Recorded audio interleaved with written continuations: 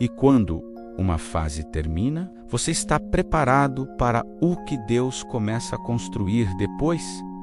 Porque nem todo fim é derrota. Às vezes, é o início de algo muito maior. Hoje, entramos em um novo momento da história bíblica. Saímos de 1 Samuel, onde vimos a queda de Saul e a preparação de Davi, e entramos em 2 Samuel, onde começa o estabelecimento do reinado de Davi. Mas essa transição não é simples. Ela é marcada por dor, luto, conflitos e decisões que vão moldar o futuro de toda uma nação. E antes de começarmos, já deixa o seu like, porque isso ajuda muito o canal a alcançar mais pessoas com a palavra de Deus. Se essa mensagem fizer sentido para você, compartilha com alguém que precisa ouvir isso hoje. E se ainda não é inscrito, se inscreve no canal e ativa o sininho para continuar acompanhando a série Leitura Bíblica em um ano. Olá, queridos, a paz do Senhor. Antes de entrarmos no capítulo 1 de 2 Samuel, é importante entender a transição. No final de 1 Samuel, vimos a morte de Saul e de seus filhos, incluindo Jonatas. Israel ficou sem liderança, abalado, vulnerável. Davi, que havia sido ungido por Deus ainda jovem, agora está prestes a assumir o lugar que sempre foi prometido a ele. Mas ao contrário do que muitos imaginariam, ele não corre para o trono. Ele não celebra a queda de Saul.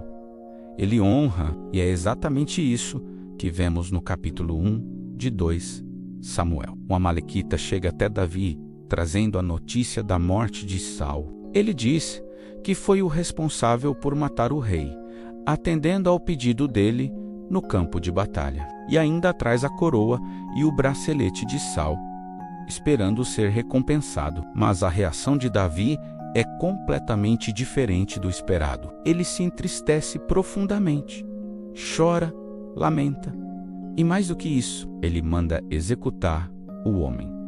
Por quê? Porque aquele homem afirmou ter tocado no ungido do Senhor. Isso revela algo muito forte sobre Davi. Ele não celebra a queda de quem Deus havia levantado. Ele mantém o temor até o fim. Depois disso, Davi faz um dos lamentos mais marcantes da Bíblia. Ele chora por Saul e principalmente por Jonatas, e declara palavras que ecoam até hoje, como caíram os valentes. Aqui vemos o coração de Davi, um homem que sabia separar dor, honra e propósito. No capítulo 2, Davi finalmente dá um passo em direção ao seu chamado. Mas veja o detalhe, ele consulta ao Senhor. Mais uma vez, Davi não age por impulso. Deus o direciona a ir para Hebrom. E ali ele é ungido rei, mas apenas sobre a tribo de Judá. Ou seja, o reino ainda não está totalmente unido. Enquanto isso, do outro lado, Abner, comandante do exército de Saul, levanta Isbosete, filho de Saul, como rei sobre Israel.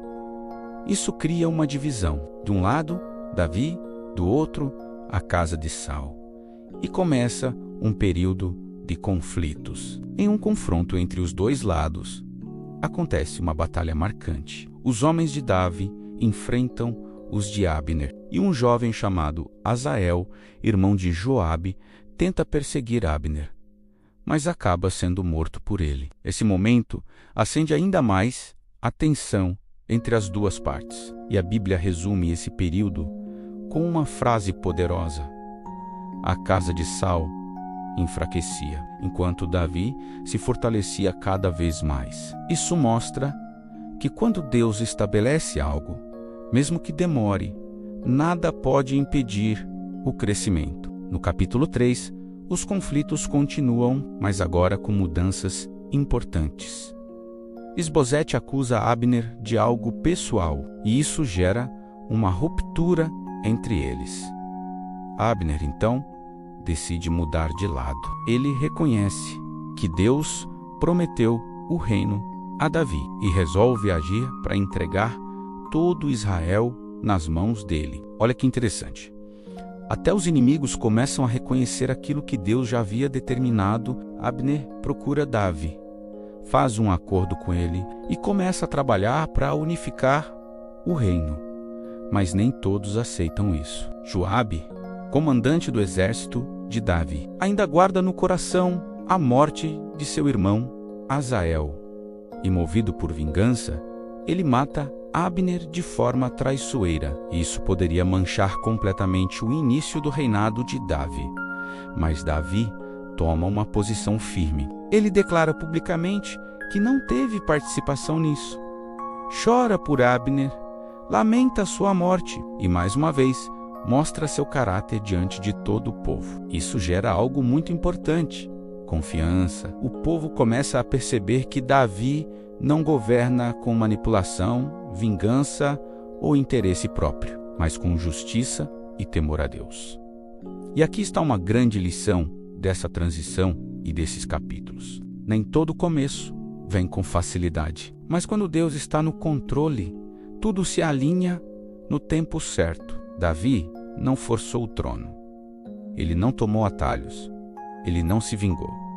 Ele confiou. Enquanto isso, aqueles que agiram por orgulho, pressa ou vingança colheram consequências. E a pergunta que fica para nós é: você está tentando acelerar aquilo que Deus ainda está preparando ou está confiando no tempo dele? Se essa mensagem falou com você, deixa o seu like.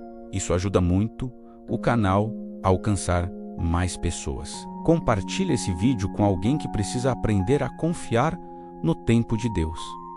E se ainda não é inscrito, se inscreve no canal e ativa o sininho para não perder os próximos episódios da série Leitura Bíblica em um ano. Que Deus abençoe sua vida.